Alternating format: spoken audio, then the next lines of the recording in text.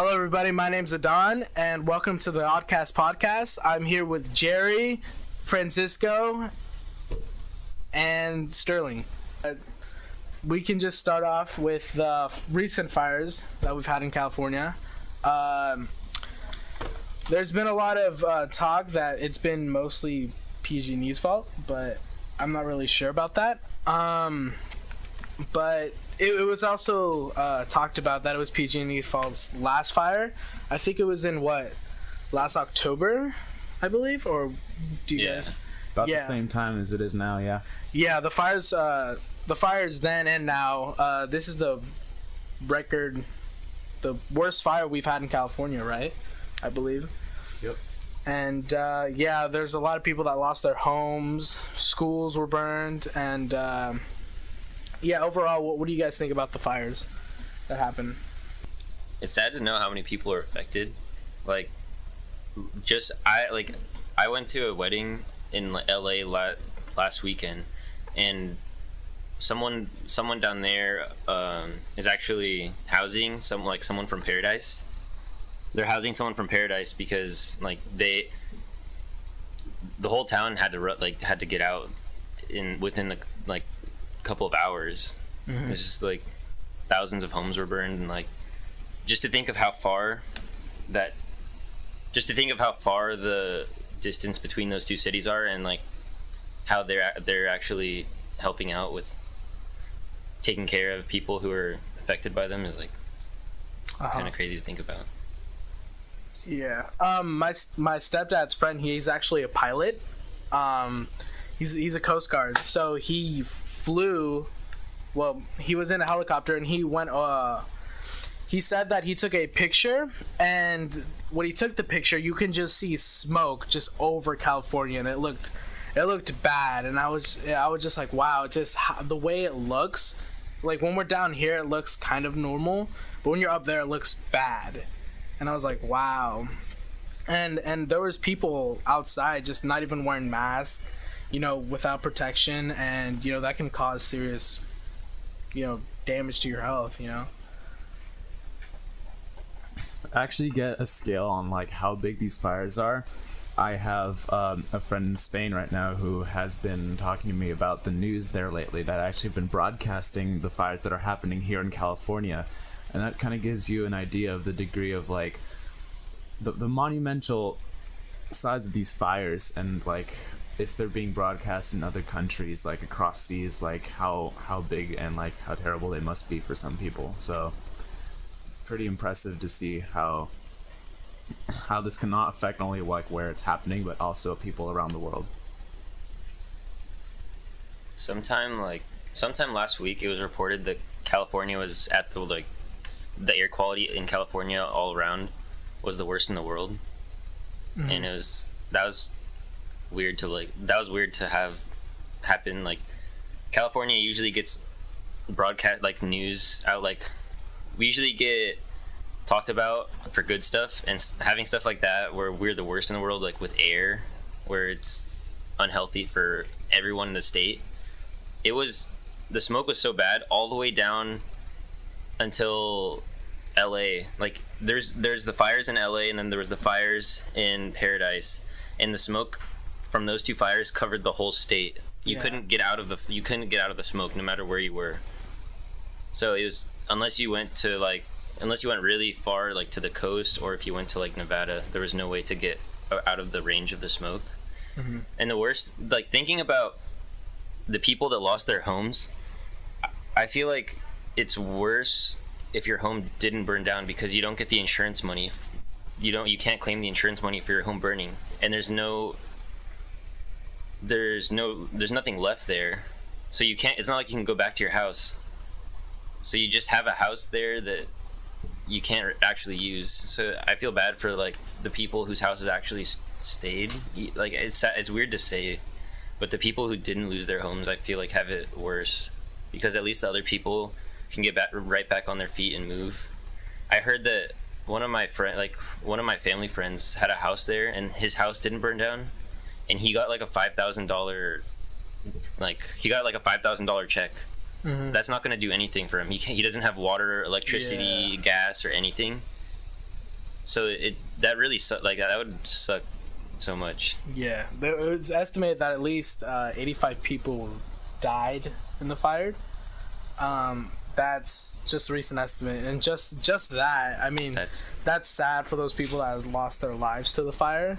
You know, either been stuck in like the house, or like the air quality was so bad that they couldn't breathe. You know, it's sad for those families to lose people just because of the air. You know, and yeah, it sucks. All right, for our next topic, we're going to be talking about the American missionary that was killed by the uncontacted tribe. Oh yeah. So John Shao, 26, of Vancouver, Wash, he wanted to convert people from an island he wanted to convert people in India's Andaman and Nicobar Island. He disguised his expedition as a fishing trip, and when he got to the island, he was killed by this tribe. I just want to know what you guys thought about that. According to The Guardian, it says that India has no plans to actually recover the body of the U.S. missionary killed by the tribe. So they actually don't have the body of this missionary yet. And so I was wondering, how do they know that he was killed? Did he film it or document it in some way?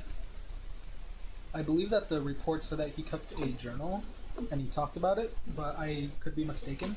It said that his friend said that he was planning this mission for years before his death, so it could have been they found planning with him when he went on the journey. What was the goal of the mission? I believe the goal was just to teach. The goal was to teach them about like religion. Yeah. It was religion, and that the tribe has been resisting outsiders for 30,000 years now, and it's like, yeah, like any outsider that goes, they're just aggressive to them, and they always like attack. So it's like, I mean, why would you go? Yeah, just why would you go? If you wouldn't go then why would you go now? I mean, maybe he would have thought maybe it's different, but still. Yeah, a diary provided to the Washington Post revealed that Shaw arrived to the Andamans on October 16th, and he paid fishermen on November 14th to take him to the island, and that is where he was later killed by a tribesman who shot him in an arrow. Yeah, like. And then they buried his body on the beach. Pretty much what I was gonna say. Like he asked about how they knew that he died, and it was just that the fisherman who took him there saw him getting dragged across the beach. That's well, like another reason why they also don't want people contacting tribes that have been secluded for too long is because the spread of disease. Because they won't be. They won't have the same antibodies. Yeah, because when outsiders go there, their bodies will get like, they'll have diseases and stuff. They don't want them to get wiped out by the current diseases that we have right now. Sick. So for our next topic, we're going to talk about Samuel Little, a U.S. serial killer admitted to 90 murders. This was 6 hours ago, on November 29th.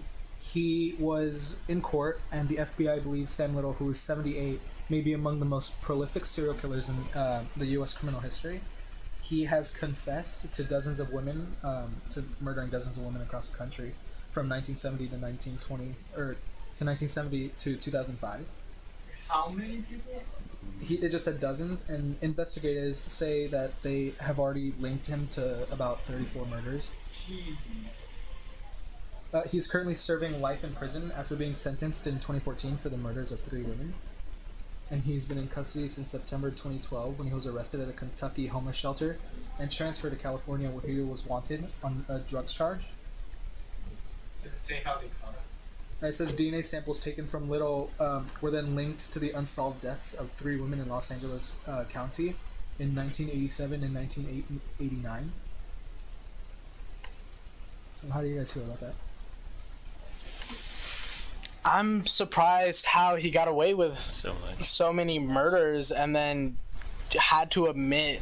Well, he admitted it, right? Well, he was only like convicted of the 3 that he was found connected to, but he admitted to all the others because he was already facing life. So he was like, he basically just was like, gave up and was like, yeah, I did this too. Yeah, that's even though, like, even if, it's still bad. What I want to know is like, why would you confess to these murders now? Is it just to like, I don't know, maybe to help the FBI to like solve the cases and finally just get rid of them, or is it to like seek some sort of like self glory and be like, yeah, I did that, that was me, you know? Like, what kind of like state was he in to like confess those murders, and what caused him to do that? Because he was already facing a life sentence in jail, so he really had no reason to do that. You can't really know what his mindset was, especially after doing so much crazy stuff. You can't really understand where he's coming from. But I would just think it was kind of a glory type thing. If he's been doing it since like 1956, he definitely enjoys to do it. It's more likely a glory. To have a legacy behind his name. Many people you can't, like, You just don't feel remorse. According to CNN, they have a map here of the 34 confirmed killings of Samuel Little, and they're actually spread over the entire country. They're mainly ranging in the southeast, around Mississippi, Georgia, and Florida, in that area. But there are some on the West Coast as well, in like Los Angeles, and so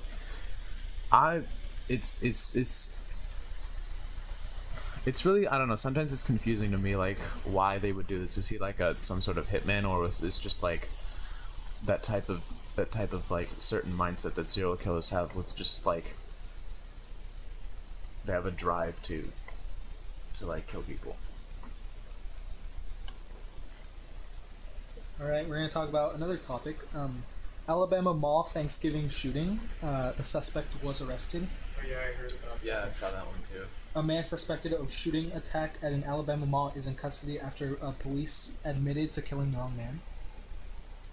Aaron Brown, 20, handed himself in on Thursday to authorities in Georgia. Police originally believed that they had shot and killed the gunman at the scene of the attack at the River Chase Galleria Mall on Thanksgiving. However, they later admitted wrongly killing Ematic Bradford Jr., 21, at the mall in Hoover, Alabama. Mr. Bradford had a permit to carry a weapon, and he heightened the sense of threat at the scene by drawing his gun. So the policeman killed him because he had a permit to carry a weapon. He pulled it out in threat, and the police thought that he was the gunman and shot him. Yeah, I remember. That's sad. I remember watching a not an interview, but his father was speaking, and he says like he's like, just the face on his father was very like just. Yeah, because his father was saying like he can't see his son anymore. He can't go like visit him or do anything because, I mean, he passed, and it was just sad that that's happened for any parent, you know. Yeah. The wrongful killing of your son is probably like most likely one of the worst feelings that you can have. So it's unimaginable. Yeah. It's horrible.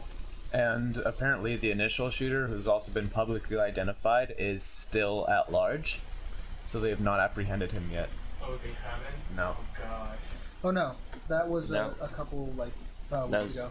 Oh, it was? Okay. Yes. They said he was captured. Oh. Aaron Brown handed himself in. He was Yeah. the shooter. Film that's coming out next year, which is Detective Pikachu, and the voice actor is our favorite Ryan Reynolds. What are your guys' opinions on the film?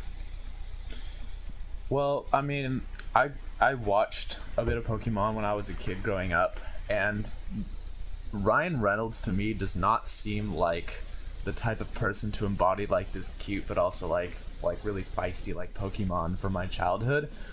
Ryan Reynolds is like I just picture Deadpool when I think of Ryan Reynolds, you know, and this kind of like funny but also really inappropriate like guy who's like a great actor. I don't know if he completely fits this role as Pikachu. I think it'll be hilarious to watch, but I don't think it's going to embody the actual character, you know, to a certain degree. In actually, to go back, there's a game, the game Detective Pikachu. There's also a voice actor, and his voice is like gritty, and kind of like, oh, blah, blah, you know. And I think that when they made it in the film, I feel like they should have went that route, kind of, because the game was really good. I had fun playing the game. And when they put Ryan Reynolds, it was kind of, I just got a little vision of Deadpool, you know. Yeah. But it still was a little. I hope it does good, because even though the trailer just gave us a little glimpse, it was just nice for me to see like a whole bunch of my favorite Pokemon characters come to life, you know. Yeah. I really don't know how I feel about it. It kind of get like just the character, like it reminds me of just the Pikachu. It reminds me of like a Five Nights at Freddy's type character. Like I feel like kids are gonna be terrified. Yeah. Kids really are just gonna. It would terrify me if I was a kid having a Pikachu like look like that insane. It was pretty cool how they got the Pikachu to look like so fluffy and nice. Like you want to pet Pikachu, you know. But even though Pikachu might electrocute you and kill you, it just looks so. Yeah. I saw a lot of backlash for this movie because people are going off of Nintendo's old movies, like the Mario Bros. One, which was to most people the most like the worst movie that Nintendo's ever made. But I feel like people just have a sour taste because of that movie. And, you know, I'm kind of excited to see this movie because I grew up with these games. They're like a huge part of my childhood. Mm-hmm. There's a lot of companies, or there's a lot of movies that are like becoming more live action, like The Lion King. I saw the trailer for Lion King. I don't want to get any hate for this, but I've never seen The Lion King before. You ever seen The Lion King? Hey, no hate. I've seen parts of The Lion King, but I've never seen the whole film. Oh, So I hope that when I see the live action Lion King, I hope I can see. I hope it's kind of like the original. It stays true. Yeah. Yeah. Well, So. it looks like it stayed pretty true to like the opening. Yeah. From what we saw. Well, the first movie that did this, I think, was The Jungle Book. Uh-huh. Like was it a couple years ago? Last year? A couple years ago. Yeah. They released the live action version of The Jungle Book, which I thought they did a pretty good job of doing. It was an interesting take on it with all that, and I think that people are now getting into this live action idea of animated movies. So if you saw, they're making, I think, a live action movie of Aladdin as well. They're also making one about Dumbo. Yep, and Dumbo. So I think it's going to be interesting to see how these characters can be incorporated and probably using like CGI and stuff into real life, which is what intrigues me most about like Pokemon. It's weird because they're coming out with like these live action movies, but to just think about like in The Lion King, like every single one of the characters is going to be CGI. Yeah. That it doesn't really make sense as a. Well, in the original, they were just like drawings. Animation, so I mean, it's like. It's still not live action. Yeah. It's like the movie just got a glow up. The movie it's just redone with today's tools. I think it's gonna be good just because the same director that actually directed The Jungle Book is directing The Lion King. Oh. So hopefully he knows what he's doing, and there's already gonna be good cast. There's Beyonce, Eric Andre, Donald Glover, Seth Rogen, just a couple to name, but there's also like a good cast that I think is gonna really bring that emotion that I guess. Well, there's a ton of good movies out there, but some people don't watch them just because they're old or their quality is bad. Like, there's a ton of good stories, and like I think it does like these stories justice when you like remaster them for like the newer times and make them more appealing and stuff like that. That's true. A lot of the classic movies from like the 20th century, like late 20th century, 90s, and that era, they just like a lot of people just don't watch them anymore, you know, just because they're just out of tune. They just don't really appreciate like the genre that and like the effort that people put in back then to make these movies, because it doesn't look that good, you know. And I think that that's not something that something that should be encouraged, is to like watch classic movies, because they're really just what makes the movies that we have today what they are.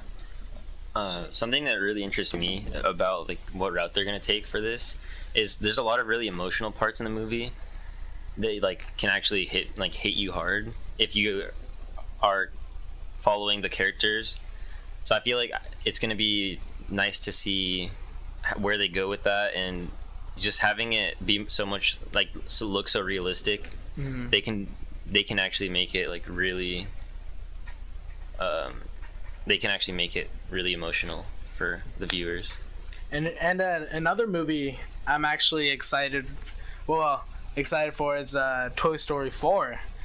I think that should be a good movie because I've watched the first one all the way to the third one, you know? Yeah. And it's been really good. I remember when I went to go see Toy Story 3, and you guys seen Toy Story 3, Yeah, right? like At the very end when they're holding hands and they're about to get...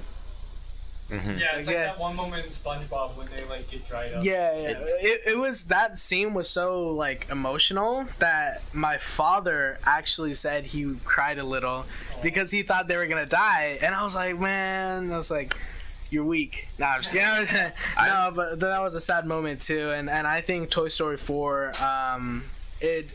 it seems like it's gonna be a good movie because even Tom Hanks said when he was doing the last lines, he didn't want to do it in front of the rest of the cast because it was so like emotional.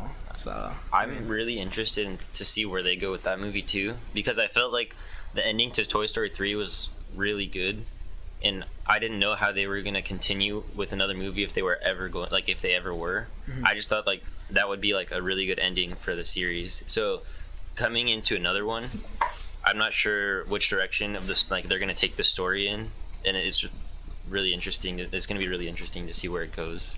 I hope they don't pull like a SpongeBob. If you've seen any recent SpongeBob episodes, they were a lot more goofy than before. Like they're just kind of, I don't really like it. They're just anymore. making it. Yeah, it's just like whoa, dude. I was like, With the creator like dying. oh yeah. Like, yeah, I mean that's super sad. And but he left SpongeBob a while back, like a few seasons back, and it's become like totally different. Like, Yeah. it's so different than like season 1. Yeah, it's just Nickelodeon took over, and it's not going. Yeah, that's why I said I hope Toy Story 4 isn't like that. How it isn't like a little. I just hope it isn't like super goofy. I hope there's like some, kind of aspect that I really enjoy. Yeah. Not like I've seen that in a lot of animation movies and like trailers for them lately, that they're just getting more and more just silly and just over the top. Yeah. And there's not really like, you don't find the essence of Meet the the character. Smurfs. Yeah, Oh, yeah, there it's needs like- to be meaning. Like, because the earlier SpongeBob episodes, I mean, like they had a reason behind. Like some of them actually had like a reason behind them. They weren't just the characters doing dumb messing stuff. around. Yeah. They like actually this They had a episodes lesson. had a lesson to them, and it's hard because everything's based on the demographic at the time. So I mean, if you're growing up watching movies, and then they keep like the series continues as you get older, it's going to change your perspective is going to be different, like because you're going to see how it's changed over your life. That's true. So I mean, the Toy Story movies, those were when we were growing up. Those were based towards like what we were interested in and stuff like that, or like what the generation right before us were interested in. Mm-hmm. So it's just gonna be weird to see the next movie while we're already like young adults. It's just gonna have a different perspective on it. Yeah. I think people forget that if you do something that's simple but quality, people will enjoy it. You don't need to have tons of effects in there and like giant animation. Like an example for this I'm going to use is like Zootopia.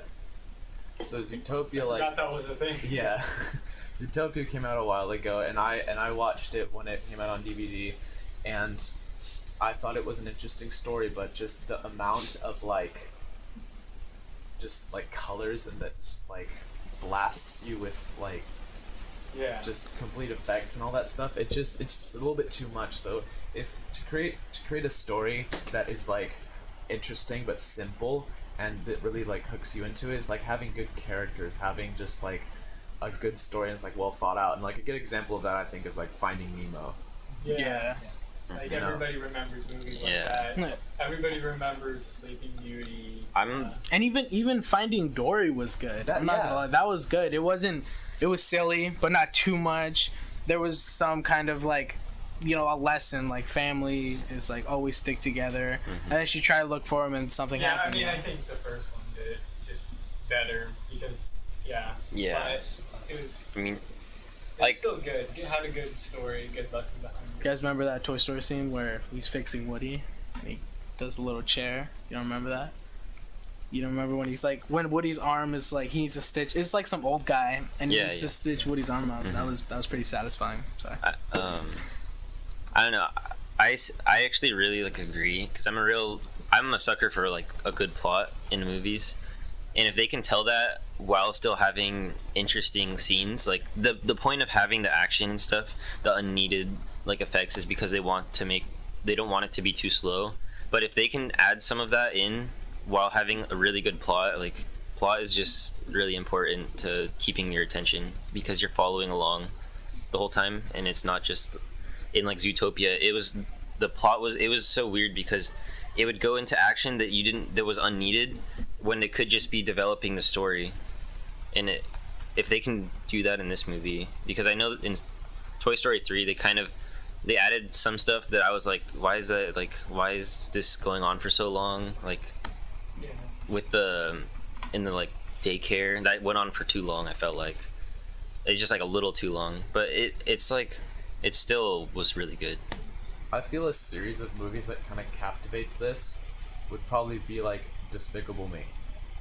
So like the first one I thought was like a great movie because we hadn't really seen a movie like that before, Yeah. and it was an interesting idea. But as it got later on, they just started adding more Yeah. explosions and more goofiness, and Yeah. it didn't get like the raw like idea of like the villain and like what it's like fun to be bad, Yeah, And it just- Despicable Me was like, Despicable Me 2 was like, oh, okay, haha. And Despicable Me 3 was like, alright, it's kind of a little too Yeah, and then goofy. the Minions movie was just Yeah. All over the place. all over the place.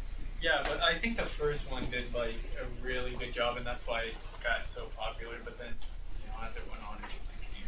Yeah, that's why I'm so scared for this Toy Story movie, is because if they ended it with Toy Story 3, like I just don't want them to ruin what they have. Yeah. So they have to do really good on this one. Like it's like relying on them to do good, or else it's just another series getting ruined. Like Despicable Me had a really good potential, they ruined that. So like Toy Story, I know they have like the best team working on this because this is such a big name behind it. If you're going to bring back a series, you need to do a good job with the one you're doing, because otherwise it's just gonna like ruin it for everybody. Yeah, we hope that they do good. Yeah. All right. Okay. So, our next topic in entertainment is the release of Super Smash Bros. That's coming in 8 days of recording on December 7th. And although it's coming out in 8 days, and I'm a Switch owner, and I'm definitely going to buy this game and play it, one of the biggest controversies that came out of it is Nintendo removing the Native American Game & Watch reference from Super Smash Bros. So fans of the game Mr. Game & Watch, which was extremely long ago, would know that in one of his games named Cowboys and Indians, which was released in 1982, in the game Mr. Game & Watch is trying to protect a fort from Native Americans that are attacking, and he has animations of throwing fire sticks and using large matchsticks, and he also has a animation where he has a feather on his head. And a lot of Native American, I guess, descendants are complaining about this, saying that it's kind of like appropriation and it's racism. And so Nintendo gave a statement saying, Nintendo has been planning to distribute an update for Super Smash Bros. Ultimate that removes the feather from the silhouette of Mr. Game & Watch, the original game of which was which this depicted of the character was released more than 3 decades ago and does not represent our company's values today. We sincerely apologize that this change was not noticed in our marketing material and are continuing our work on Super Smash Bros. Ultimate, an experience that is both welcoming and fun for everyone. So I just wanted to know what you guys feel about removing such a huge piece of history from Mr. Game & Watch. Okay, so IGN nominated this game for the best game of 2018 in E3, and I feel that if IGN nominated give it such a high award, that it's going to be able to live up through the cuts that Nintendo are giving to it. So we're just gonna have to wait for public reception and how people receive that and how it actually affects the game. So I think it'll just be something that we'll have to wait and see, and if people actually want to bring it back or not. I don't know why such a small detail has there's always controversy on small details. If they want to take it out because they don't think it matches with their views today, then I feel like they should be allowed to. It's their game.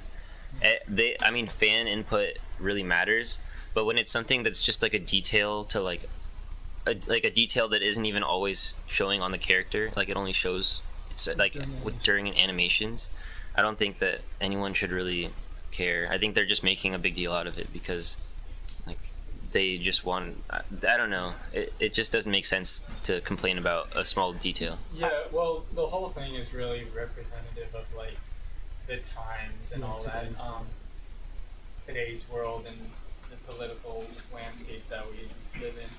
I think I don't know, I don't really have an opinion on it because I never played that game, but I don't know. I remember the Smash Bros for the Wii. I played that a lot, and Brawl. Yeah, Raw. That was Brawl. Raw. So I remember playing that a lot, and that was a really fun game that my cousins would come and we'd play that and yell at each other, and family would come and spank us and stuff. And yeah, I think the Smash Bros Ultimate will be a good game. I've seen so many trailers. I thought it was a movie at first, but there's just so many trailers of Mario and the Pokemon and Ash and all that stuff, and I'm just like, what is this? Yeah, But I never played the original Mr. Game & Watch, but I can see how people are up in arms about removing this because it's such a piece of Nintendo history of this game and all the references that it has. It's kind of like when you play this game, it's like reliving childhood. And I remember playing Super Smash Bros. 64, which was the very first game that came out on the Nintendo 64. I remember playing it when I was extremely little with my cousin, and he'd always beat me, but it was such a great piece of my childhood, and I can never forget it because all the fun that was had, and just seeing this small of a detail. And I'm not of Native American descent, but if you're gonna be mad about a 3-second sprite in a game, then you should probably be even angrier about different representations of your culture. A game sprite that's 3 seconds long won't affect your history, but the taking of your land will. Yeah. I just feel like people are up in arms about the wrong thing, and the people debating that it should be brought back, I guess they don't really see it the same as people of Native American descent, but I guess since we're not a part of that culture, we can't really say if it's right or wrong. I don't know if it's people complaining that it's part of their culture, the representation in a game, because it doesn't really it's not really it's not really representing their culture. Yeah. So are they taking out the? they're just taking out a feather. It's a small feather. There's a feather on the okay. yeah. It's on the weird head. because I hope people don't look at this and then oh, where's the feather? Okay, the game's boring. It's not good. It's not original. It's I was like, what? Come on, just Yeah, I mean, That's not gonna happen. But yeah. Hopefully that people don't have that idea. It was oh, the feather's gone. Okay, well it's not. yeah, I mean, It's not really a good game it's anymore. just a It's small detail. Yeah. and like it's easy for Nintendo to fix. You know, like people shouldn't be like boycotting the company or anything like that. It's just it's something small. Yeah. You know, since it's such a great piece of history, I feel like it's kind of bashing on the people that actually played Mr. Game & Watch and like really enjoyed the games, because in that era, games were not as technologically advanced. Well, of course, but you know, like growing up with Mr. Game & Watch, I could see how someone that actually grew up with Game & Watch, I could see how they would be affected by this. Yeah. I mean, and like you said, it's like entirely different the times back then. Mm-hmm. So I mean, and they're probably still using the same sprite from like last game or whatever, like, and they just like overlooked that or something.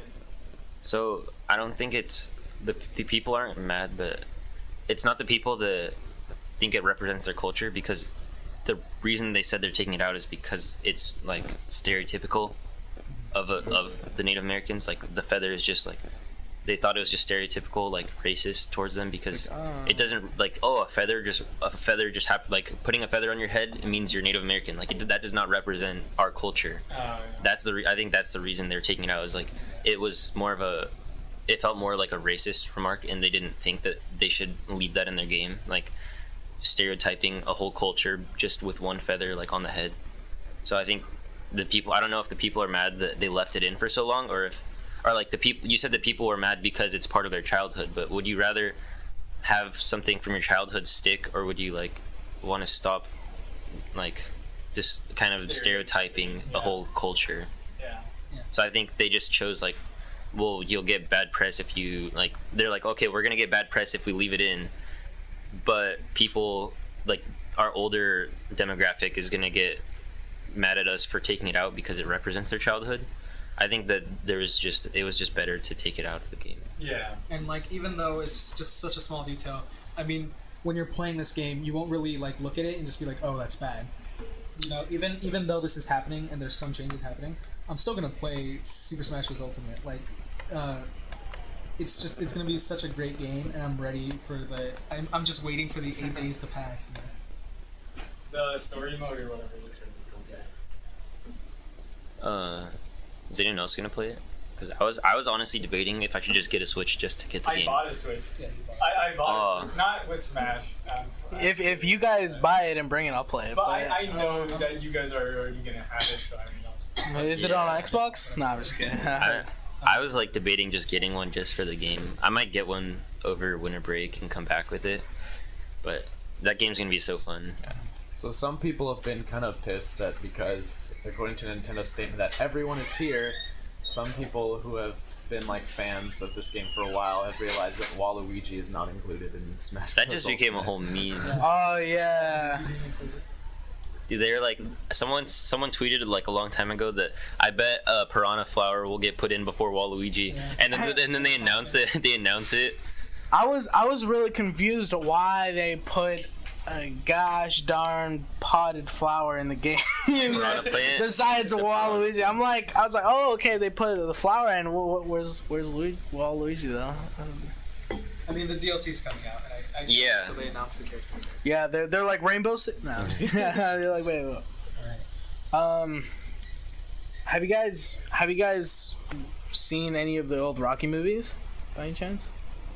I've seen small clips, but I've never seen Rocky. The first one, yeah. Well, a new movie that released, Creed 2, was actually it's a movie based like off of the Rocky series. Oh, yeah. So it's after, like, it's 10 years after, and it's about Rocky's best friend's son that becomes a boxer, and he tries to prove himself. Trailers I've seen for it, it looks really dramatic and really good, I want to say. Have you guys seen any trailers for it now? I have not. I saw a trailer for Creed 2. I've never actually seen any of the movies themselves, so I can't really put much input into that. I don't know. I've never been really a fan of like these like fighting movies and that kind of stuff. It's not like what draws me to. Like, I get it's like a really big sport and all that, Mm-hmm. but And I understand there's something I get this there's something like satisfying about being able to like fight in a semi-safe environment, you know, to a certain degree, where you can just like, this is like the most basic form of like human nature. One of them is to just be able to just like fight and like express your anger and just like and turn it into a sport and a sort of competition. It's just like a form of human nature that's like really interesting to see. I think that the sport is, I think that there's a lot of like people that consider it like a type of art, because everyone has a different type of like fighting style. So you don't have, it's not like everyone just tries to get good at the same things. Everyone can do whatever they want, and it's like everyone can fight, like anyone can fight however they want, anyone can have their own style, and like it's just like representing it in a movie is kind of hard. But I think that I want to see it. I think there's potential for it to be a good movie. I mean, Michael B. Jordan, I actually really like him.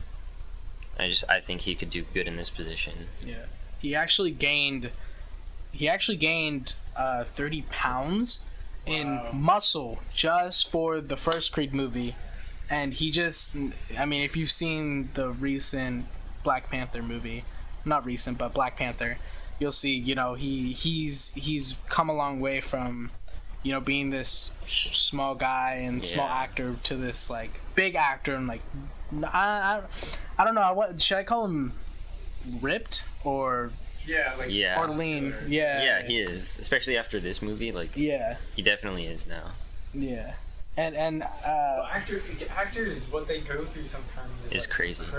Like the huge body transformation, especially people who like take on the role in their personal lives, like method actors. They like go up and down in weight like crazy, and like they have professional there because heart problems and all that. Yeah, it's insane. Yeah, like I feel like Rock. you have to be. I feel like you have to really be dedicated to acting when you gain like a lot of weight just for a movie, and then you lose all that weight for another movie. You know, that means you're like dedicated to acting and what you're actually doing. You know, and I mean, it seems like it's like, even though they're like rich and famous, you know, I think it also takes like a big toll on their personal life. You know, it takes away from family because they're working so much and they have to do all that stuff just to become, you know, that thing. Okay. Thank you for listening to the Oddcast Podcast. My name's Adon. I'm here with Jerry, Francisco, Jonas, and Sterling.